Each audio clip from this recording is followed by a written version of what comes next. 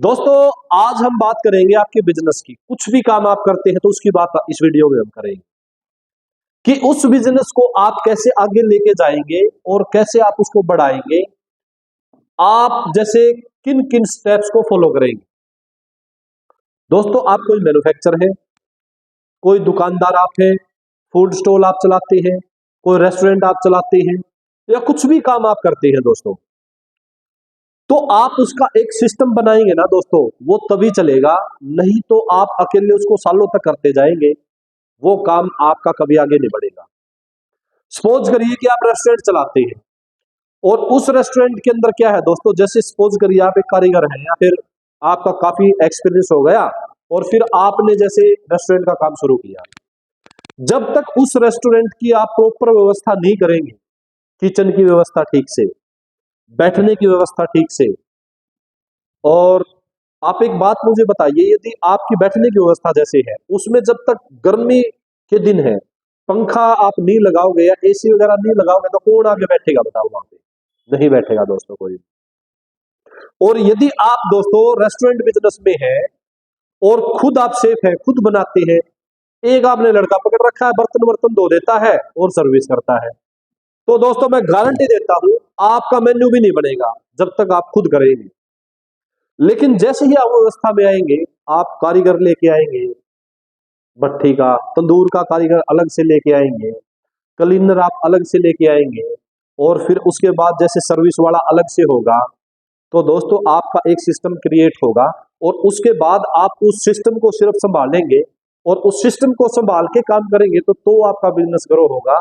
जब तक आप खुद करेंगे दोस्तों, जिस दिन आपने छुट्टी की आपका बिजनेस क्लोज, उस दिन आपकी एक 10 रुपए की इनकम नहीं होनी। और यदि आपने सिस्टम क्रिएट करके, सिस्टम बना के आपने हर फील्ड के लिए एक बंदा लगा दिया, हर काम के लिए, तो आपका बिजनेस ग्रो करेगा दोस्तों।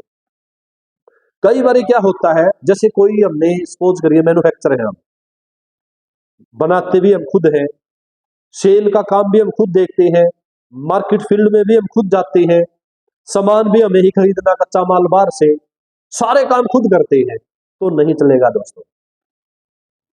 हर फील्ड में एक जब तक अलग से डिपार्टमेंट आपकी कंपनी में, आपके ऑफिस में नहीं होगा तो नहीं कर पाएंगे दोस्तों।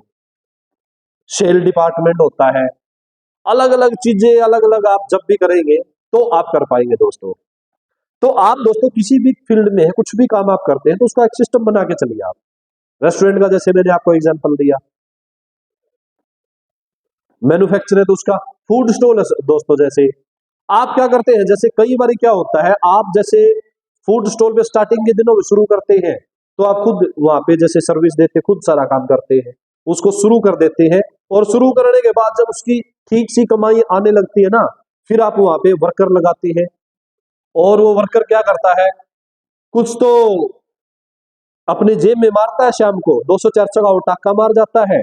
और स्टार्टिंग में कमाई थोड़ी सी कम होती है, आपको कमाई कुछ दिखती नहीं, आप उसको फिर झेलना शुरू करते हैं, झेलना शुरू करते हैं। लेकिन चीजें ऐसी चलती हैं, वो किसी कस्टमर से ठीक से बात नहीं करता, किसी कस्टमर ने कुछ थोड़ी एक्स्ट्रा चीज मांगी तो उससे भी वो ठीक से बात नहीं करता, न उसको डालता। तो ऐसे का क्या होता है, धीरे धीरे धीरे धीरे करके आपके कस्टमर खत्म होने लगते हैं।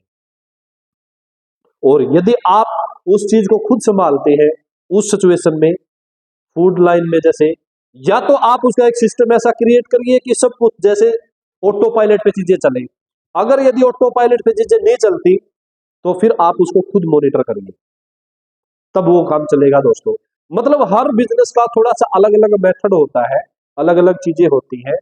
तो आप भी जैसे कुछ भी काम आप करते, सपोज करिए कि आपने सैलून खोल रखा है और उस पे 2 या 3 कारीगर आपने रखे हैं, और उस सैलून में क्या है दोस्तों, आप करते हैं जैसे आप शुरू स्टार्टिंग में अकेले ने शुरू किया आपने, आप जैसे पूरा दिन लगे रहते हैं, लोग वेट करते रहते हैं, उठ के चले जाते हैं, कस्टमर खराब हो जाते हैं।